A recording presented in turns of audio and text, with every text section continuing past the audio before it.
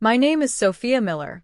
I am 26 years old, and the day my mother mocked my wedding in front of everyone was not the first time she tried to make me feel small, but it was the day everything finally changed. People think weddings are always happy. White dresses, smiling families, proud parents. For me, my wedding day started with a knot in my stomach because I knew my mom, Linda, would find some way to ruin it. She always did. Still, I never imagined she would humiliate me in front of every guest I loved. I grew up learning how to stay quiet. My mother was loud, critical, and sharp with her words.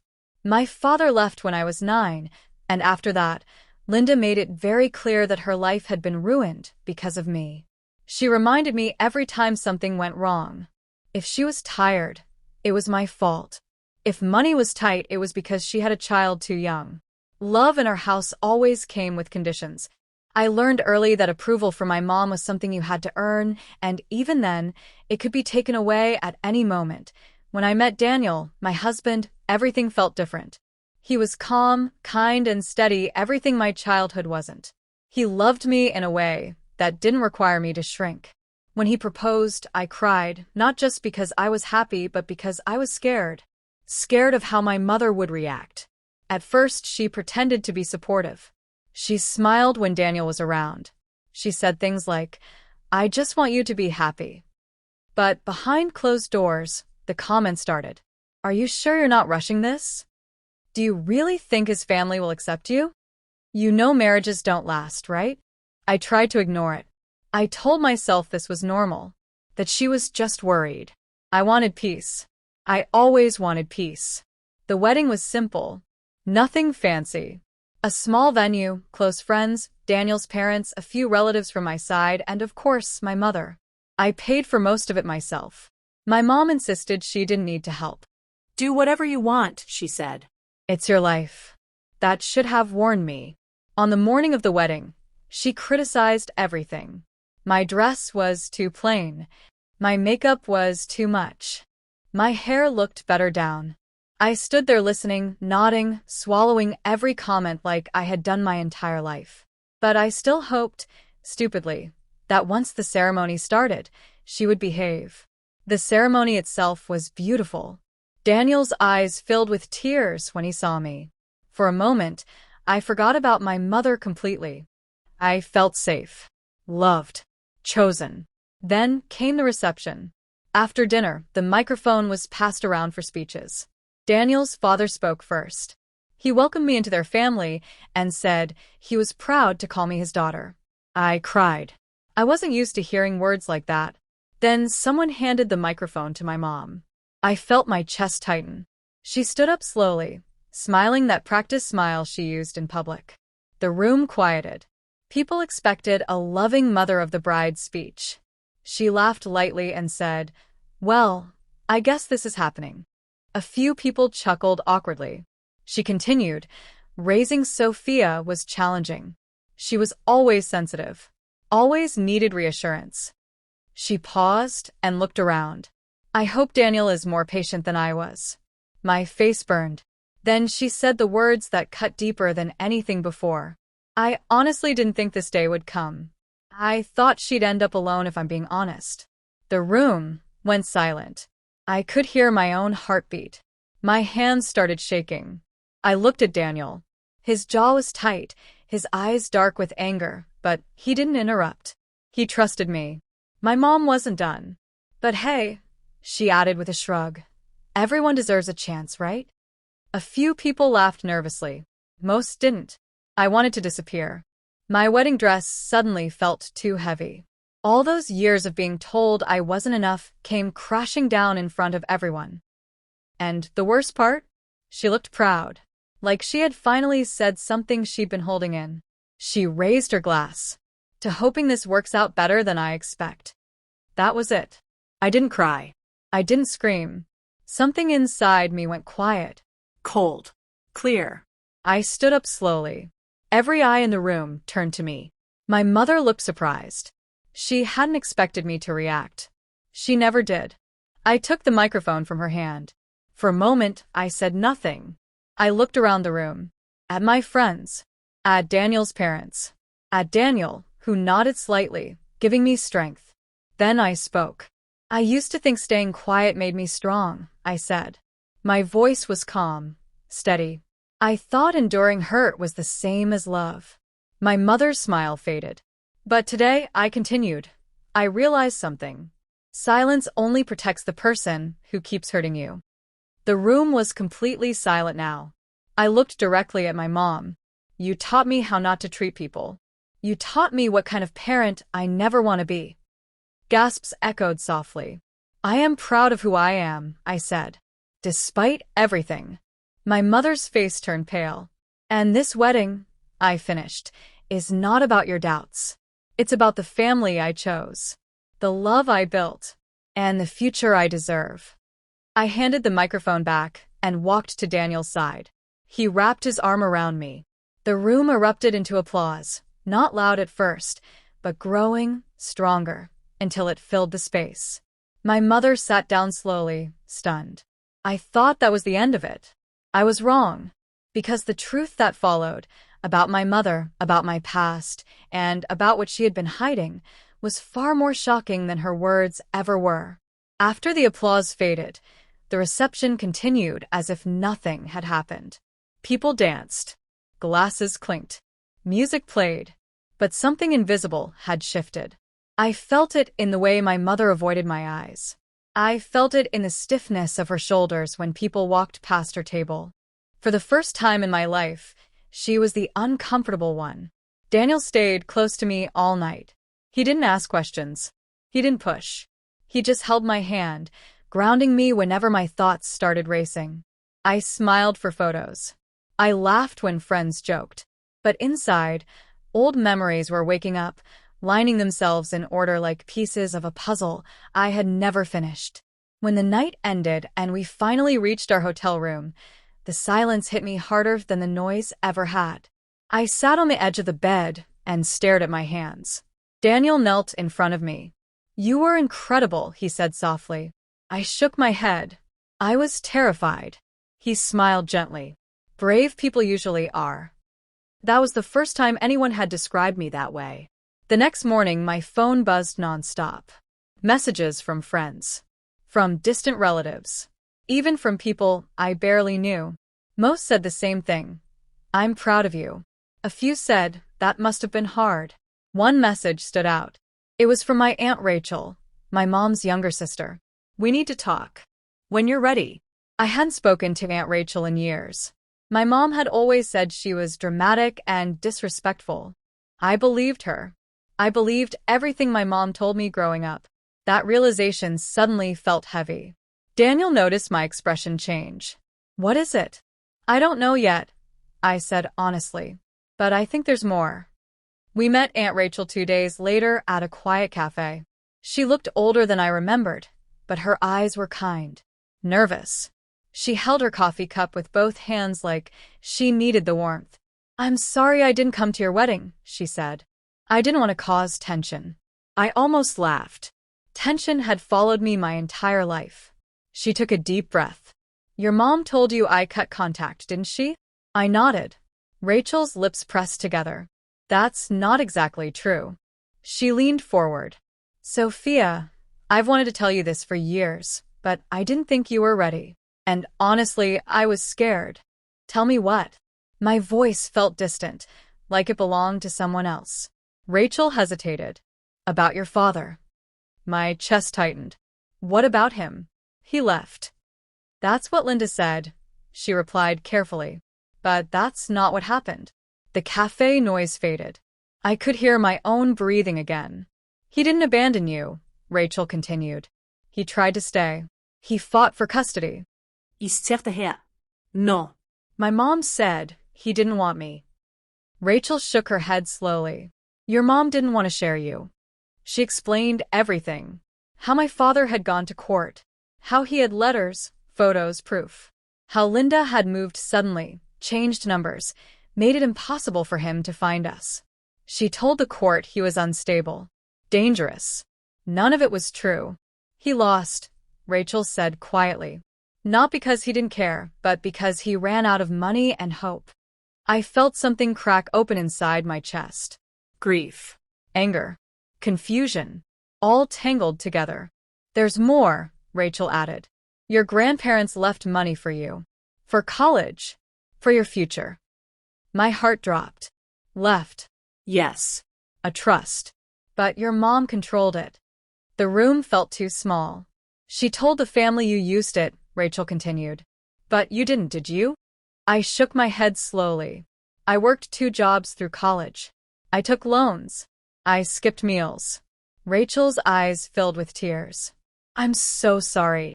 Suddenly, everything made sense. The control. The resentment.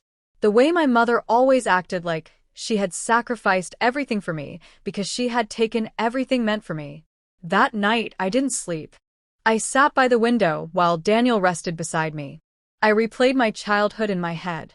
Every time my mom reminded me how much I owed her. Every time she said I was ungrateful. Every time she said, after all I've done for you. It hadn't been love. It had been leverage.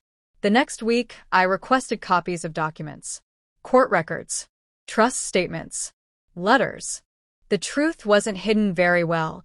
It was just buried under years of lies. When I finally confronted my mother, it wasn't dramatic. There was no shouting. no tears, I went to her house alone. She opened the door and smiled like nothing had happened. So, she said lightly, are you ready to apologize for embarrassing me? I looked at her calmly. I know about Dad. Her smile froze. I know about the trust, I continued. I know about the court. Her face hardened instantly. Rachel filled her head with nonsense. No, I said. You did. She scoffed. Everything I did was for you. For me? I repeated. You stole my future and called it parenting. Her voice rose. You would have wasted it. And that, I said quietly, is why you'll never have control over me again. For the first time, she looked scared. I'm done, I told her. No more explanations. No more forgiveness without accountability. I turned and walked away. I didn't feel relief right away. Healing wasn't instant. Some nights I cried for the childhood I never had. Some mornings I felt lighter than I ever had before. But one thing was clear. The truth didn't just shock my mother. It freed me. Walking away from my mother's house felt unreal. I sat in my car for a long time, my hands resting on the steering wheel, my chest rising and falling slowly. I had confronted her without shaking, without apologizing, without begging to be understood. That alone felt like a victory, but it also felt like grief. Because no matter how much the truth set me free, it also confirmed something painful.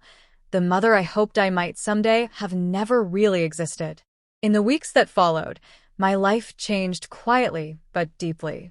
I started therapy. At first, I told myself it was just to process things, but the truth was I needed help unlearning everything I thought was normal. I needed to understand why I always felt guilty for resting, why compliments made me uncomfortable, why I apologized for taking up space. Daniel supported me without trying to fix me. He listened. He learned. Sometimes he got angry on my behalf, but he never pushed me to feel anything before I was ready. Loving him felt safe, and that safety showed me just how unsafe my childhood had been. One afternoon, my therapist asked a simple question. What would closure look like for you?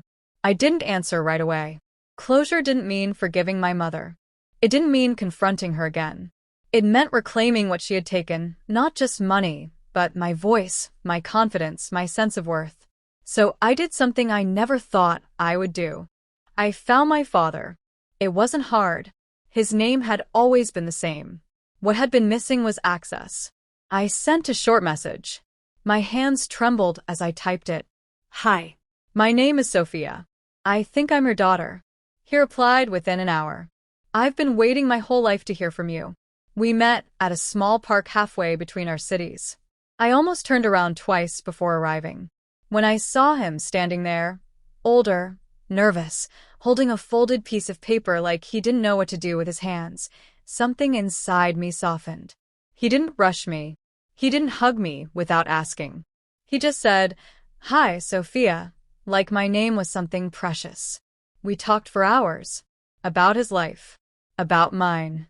About the years he missed and the letters he wrote but never knew if I'd read. He showed me copies of court documents. Old birthday cards he had kept. Photos of me he had printed from the one school picture he managed to get before everything was cut off.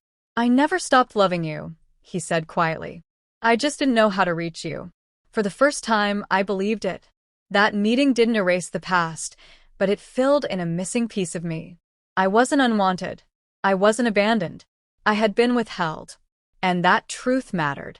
As my life expanded, my mother's world seemed to shrink. She started calling, leaving messages that shifted in tone, from anger to guilt to sadness. You're really going to throw me away? She asked in one voicemail. I did my best, she said in another. You owe me a conversation. I didn't respond. Silence, I had learned, could be power when chosen freely. Then came the letter. It arrived one afternoon, handwritten, my name written carefully across the front like she was afraid I wouldn't open it. I didn't read it right away. I sat with it on the table, breathing slowly, reminding myself that I was in control now. When I finally opened it, I wasn't surprised. She wrote about sacrifice, about how hard her life had been, about how misunderstood she felt. She wrote paragraphs explaining her choices, but not once did she apologize. Not once did she say, I hurt you. At the end, she wrote, I hope one day you'll understand. I folded the letter and placed it back in the envelope. Understanding didn't require reconciliation. Awareness didn't require access. A few months later, Daniel and I hosted a small dinner at our home. His parents came, a few close friends, and my father, sitting nervously at the table, unsure of where he fit. But he fit. I watched him laugh with Daniel's dad. I saw him listen when I spoke. I noticed how he never interrupted, never criticized, never made himself the center of the room. Family, I realized, wasn't about who raised you. It was about who respected you. One evening, while washing dishes together, Daniel looked at me and said, You know, you're different now. I smiled slightly. Different how? Lighter, he said. Stronger. Like you finally trust yourself. He was right. I no longer replayed my mother's voice in my head before making decisions. I no longer needed permission to be happy. I no longer felt the need to prove my worth through exhaustion. The biggest change came quietly. I stopped hoping she would change. And in doing so, I finally did. Months later, I heard through relatives that my mother told people I had turned cold and chosen strangers over family. I didn't correct the story. I didn't defend myself. People who know you don't need explanations. People who don't believe you never will. One night, as I stood in front of the mirror getting ready for bed, I caught my reflection and paused. I saw the woman my mother had doubted, Mocked. tried to control. And I smiled, because the truth she never wanted revealed wasn't just about money or lies or control. It was this. I didn't need her approval to build a life she could never touch. And I never would again. The final shift didn't happen loudly. There was no argument, no last confrontation, no dramatic goodbye. It happened the way real change usually does, slowly, quietly, and then all at once. About a year after my wedding, Daniel and I moved into a new home. It wasn't huge or luxurious, but it was ours. Sunlight filled the living room every morning, and the walls were blank, waiting for memories instead of shadows. As we unpacked boxes, I realized something strange. I felt no urge to tell my mother. There was a time when every milestone in my life felt incomplete unless she knew about it, whether she approved or not. Her reaction had always mattered, even when it hurt. Now, her absence felt natural. Peaceful. That was when I knew I was free. My relationship with my father grew slowly, with patience and respect. We didn't try to replace lost years or pretend the past didn't exist. We acknowledged it and moved forward carefully. Sometimes we talked about old memories. Sometimes we talked about nothing at all. The silence between us was never heavy. One afternoon, he handed me a small box. I meant to give this to you years ago, he said. Inside were letters, birthday cards, notes he had written but never sent because he didn't know where I was. Each one ended the same way. Love always, Dad. I cried, not from sadness, but from relief. Proof mattered. Truth mattered. And now I had both. Therapy taught me something powerful. Healing doesn't mean forgetting. It means remembering without bleeding. I stopped blaming myself for not seeing the truth sooner. Children don't question the reality handed to them by the person they depend on. Survival often looks like loyalty. I had survived. And now I was choosing differently. My mother tried one last time. She showed up unannounced at my work. When I saw her standing in the lobby, my heart raced, but it didn't collapse. She looked smaller somehow. Older. Less certain. We need to talk, she said. I took a deep breath. No, we don't. Her eyes filled with tears. Real or practiced, I didn't know. Maybe both. I'm your mother, she whispered. And I'm an adult, I replied. One who finally knows the truth. She looked around, embarrassed. You're really going to shut me out? I'm not shutting you out, I said calmly. I'm protecting myself. She waited for more. For anger. For explanation. For guilt. I gave her none. I walked past her and went back to my desk. That night, I didn't feel triumphant. I felt steady. Grounded. Whole. Months later, Daniel and I hosted another gathering, this time to celebrate something new. I stood in our living room, surrounded by laughter, holding a small photo frame in my hands. Inside was an ultrasound picture. I was going to be a mother. The thought didn't scare me. It strengthened me. I thought about the kind of home I wanted to create. One where love wasn't conditional. Where mistakes weren't used as weapons. Where a child never had to earn safety. I knew exactly what I would never do. And I knew exactly what I would give. That night, as the house emptied and Daniel wrapped his arms around me, I rested my head on his chest. You okay? He asked softly. I'm more than okay, I said. I'm ready. Ready to break cycles. Ready to tell the truth. Ready to raise a child who would never doubt their worth. I never heard from my mother again. Not directly. I heard stories. How she told people I had abandoned her. How she couldn't understand why I changed. But I had changed. I had stopped confusing pain with love. I had stopped mistaking control for care. I had stopped waiting for permission to live fully. The truth that followed her mockery didn't just shock her, it exposed her. And in doing so, it gave me everything she never could. Freedom, Clarity. and a future built on truth. If there's one thing I learned, it's this. Sometimes the most powerful revenge isn't proving someone wrong. It's living so well that their voice no longer exists in your mind. And that is the ending she never expected.